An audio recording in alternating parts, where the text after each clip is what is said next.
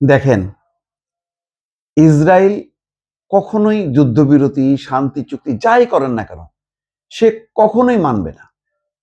তার প্রমাণ হলো গতকালকেই খবর যে 10 দিনের যুদ্ধবিরতি লেবানন এবং ইসরায়েলের মধ্যে।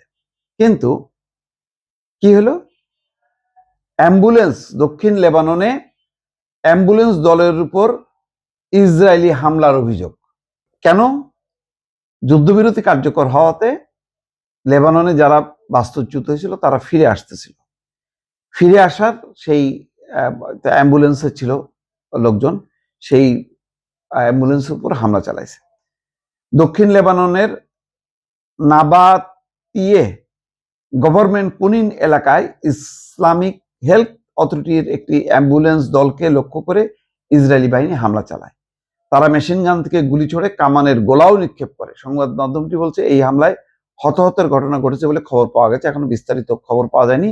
প্রাথমিক তথ্যে জানা গেছে। আল জাজিরা স্বাধীনভাবে এই তথ্য এখনো যাচাই করতে পারেনি। তার মানে হচ্ছে এই যে একই ঘটনা, আপনি গাজায় 40টা দেশ শান্তি চুক্তি করলো, তারপরের দিন থেকেই গাজায় কিন্তু হামলা, প্রতিদিন মৃত্যু চলছে। এখন হয়তো তাদের মনোযোগ লেবানন এবং ইরানের দিকে একটু থেমে আছে, কিন্তু ছটফট করতেছে ভেতরে যে আবার কোথায় গুলি চালাবে। কারণ মুসলমানের রক্ত নেওয়া ছাড়া এদের তো মানে ঘুম হয় না এবং ভাতও হজম হয় না। তো ছটফট করতেছে। এখন হয়তো গাজার খবর টবর এই মুহূর্তে, কিন্তু গাজার অর্ধেকের বেশি অংশ তারা দখল করে বসে আছে। এবং লেবাননের এই চুক্তিও মানে কি বলবে জানেন? বলবেন যে না, তারা গোয়েন্দা সূত্রে খবর পাইছে ওই অ্যাম্বুলেন্স দলে হিজবুল্লাহর লোকজন ছিল, তারা টার্গেট করে মারছে। আমেরিকা বলবে হ্যাঁ, এটা তো তার অধিকার আছে, আত্মনিয়ন্ত্রণ অধিকার আছে, সন্ত্রাসীদেরকে তো মারবেই। তার মানে এই যুদ্ধবিরতি আসলে কার্যকর না। আবার খেয়াল করেন, এটা কি প্রকৃত যুদ্ধবিরতি? কিসের যুদ্ধবিরতি? লেবানন কি যুদ্ধ করতেছে? যুদ্ধ হচ্ছে হিজবুল্লাহর সাথে। যুদ্ধবিরতি যদি হইতে হয় তাহলে হিজবুল্লাহর সাথে ইসরায়েলের হবে। লেবাননের সরকার তো বলতেছে ভাই হিজবুল্লাহ যে করতেছে এটা আমরা করি না, এবং আমরা এটা চাই না যে হিজবুল্লাহ যুদ্ধ করুক।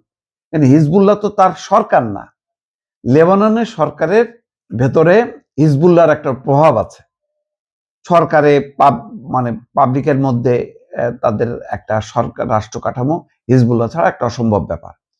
কিন্তু হিজবুল্লাহ তো আর সরকার না, লেবানন সরকার। তো লেবানন সরকার তো যুদ্ধ করেনি।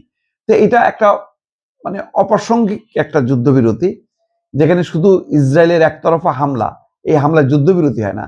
আমেরিকার উচিত ছিল ইসরায়েলকে বলা যে তোমরা হামলা করো না, মধ্যপ্রাচ্যে আমরা একটা শান্তি চুক্তি কার্যকর করতেছি, এই শান্তি চুক্তিতে কোথাও কোনো হামলা হবে না। এইভাবে যদি ব্যাপক বিস্তৃত না হয় তাহলে কেমনে হবে? কিন্তু এটা করবে না কেন জানেন? এইসব হামলা চলতেই থাকবে।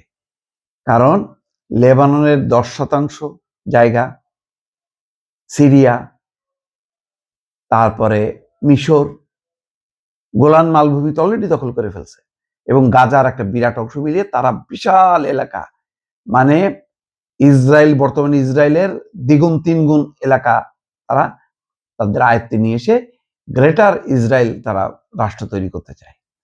এই কারণে মধ্যপ্রাচ্যে কোনো দিনও শান্তি দেবে না।